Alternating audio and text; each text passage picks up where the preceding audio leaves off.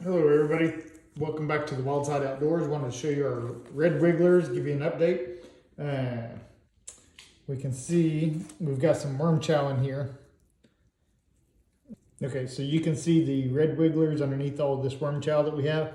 We have a few sprouts. These sprouts you can just pull out and lay back up there, they'll eat them. Let's take a look at another one of our bins here. Got a little bit of worm chow here, still left, but not much. And some bedding material. Again, we can dig down in here, take a look at all that good healthy worms.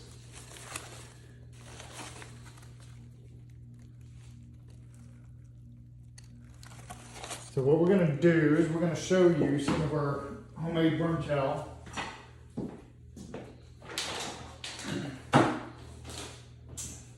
So one of those worm chows that we make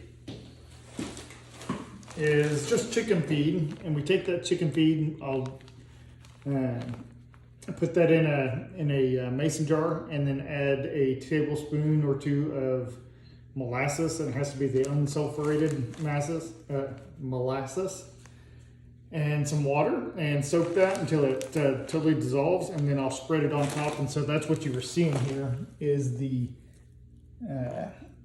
chicken feed soaked in molasses and water. And the worms just absolutely go to town on that. Today we're going to add in a little bit different. So we've got some fruit and vegetable pulp here, and I added some cornmeal too. But this is just from us juicing. So this is tonight's. My wife and I had a glass of juice made from carrots, raspberries, cucumbers, and apples, and then we added in some cornmeal, and then I'm going to put a little bit of oyster flour in there just to give them some grit, because worms do need grit.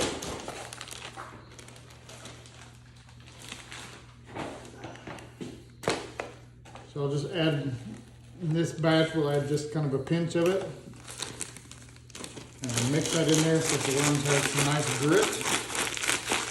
This is the same oyster shell that you can use in your gardens. Anyway, we're going to mix this up. And the one thing that you want to avoid in juicing or giving your worms any type of fruit or vegetable is you want to avoid anything spicy, anything fatty, anything that has oil in it, anything that is citrus or acidic.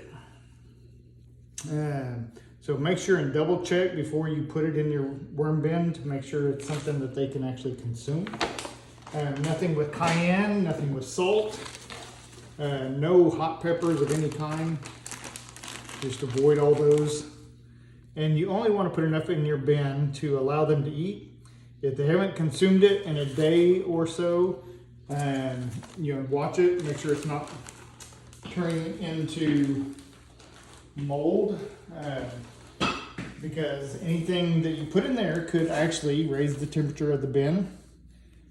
So you want to make sure that they're actually consuming it and not just heating up as it decomposes in the bin and ends up doing harm to the worms.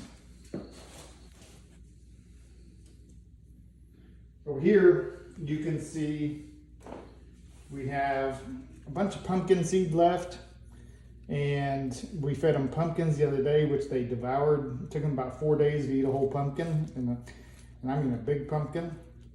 So we had some seeds left. I'm going to go ahead and pull those out. But our worm chow is pretty much gone in this bin. So, but these seeds just will not decompose. The worms will eat them eventually, but it's going to take a long time to get those. Each of these bins we have here has about 500 worms in it, and this bin probably has a little over 1,000 in there. This is just a tote that I put together to start. So right now we have about 3,000 worms, and we have another 1,000 coming in a month. So we'll continue to update you and I will be building some layered bins to put these breeder bins in and stack them up 6 high.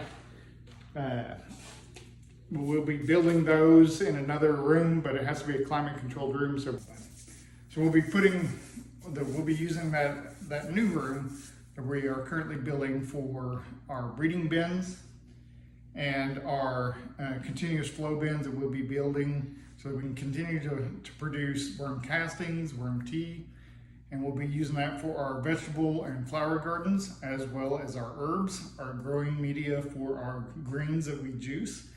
And in turn, we take those root mats and feed those back to our worms or our chickens or ducks or pigs. So we'll be fully recycling everything that we produce. And if we're not eating it, then our critters will be eating. So again, everybody, thank you for joining us today, and be sure and like and subscribe. And we'll see you next time. Give you our next update for the Wild Side Outdoors.